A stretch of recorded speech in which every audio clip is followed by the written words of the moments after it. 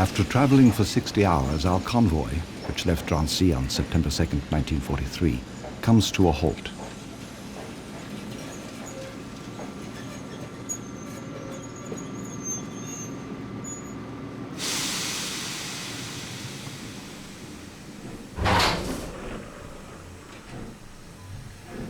Yelling SS opened the padlocked cattle trucks filled with their pitiful cargo of stunned old men, frightened women, crying children, exhausted men. We climb out of the wagons pushed by the Germans onto a muddy platform where our feet sink into 20 centimeters of slime. Men this way, women that way, get into rows of 5. Everybody without exception put the luggage on a pile on the platform. We comply.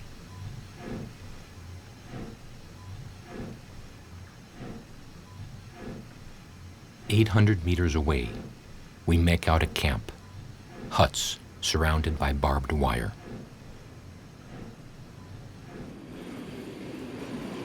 We see some 50 creatures oddly rigged out in blue and white striped outfits arriving at a jog trot. They rush avidly at our luggage, swiftly take charge of it, and carry it off. They empty the wagons, endeavor to find food, and spirit it away, risking blows from the SS if they are caught in the act. SS with machine guns pointed are around us on every side. The guards shout. The SS beat the latecomers with sticks, and also those who try to keep some personal belongings, a food box, a blanket, a handbag.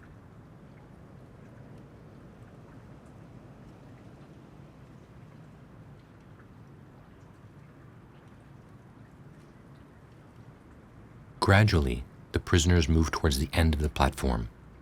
2 SS stand in the middle. One is a medical officer.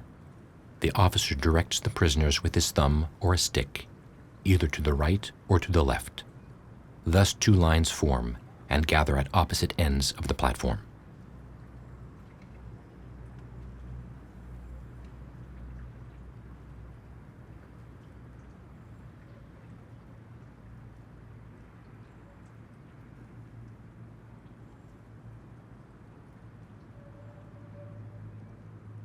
I was first directed to one of the 2 groups.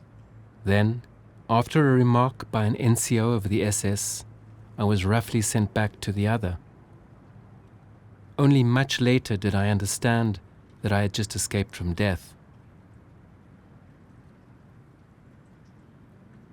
The sorting out on the arrival platform at Birkenau was done without any examination or questioning, hastily and at random, at the pleasure of the SS doctor in charge.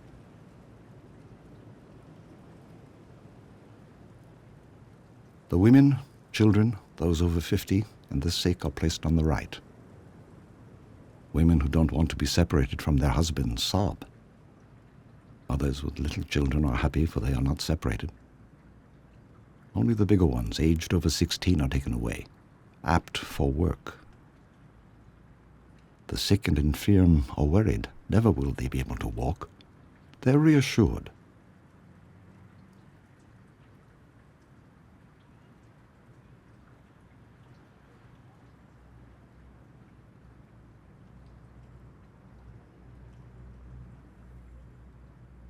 The line on the left is composed of men from 20 to 45, relatively strong in appearance. Some young women are also sent to this line. They are directed to the neighboring camp on foot.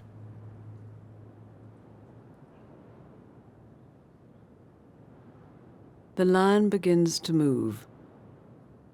We advance slowly, 5 by 5, wading in the mud.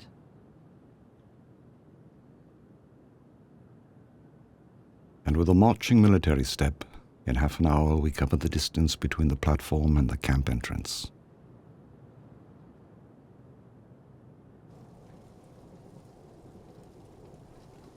It looks immense, terrifying, icy.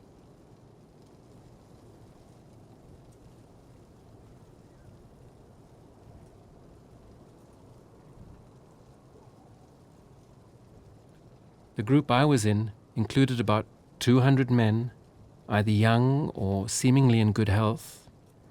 We were directed on foot to Auschwitz I, which was 4 kilometers from where we had arrived.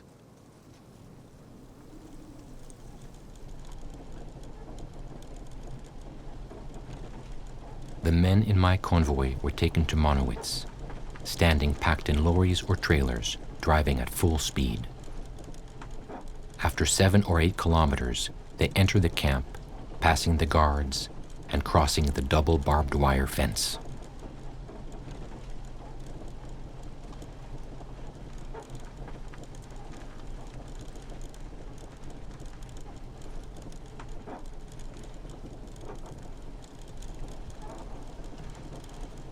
From the whole of occupied Europe, Norway, Holland, Belgium, France, Italy, Yugoslavia, Greece, Czechoslovakia, Romania, Hungary, Poland, Russia, the convoys were arriving.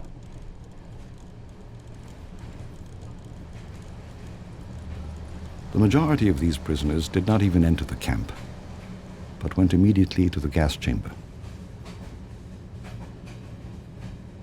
To relieve congestion in the camp, transportations were sent to other camps.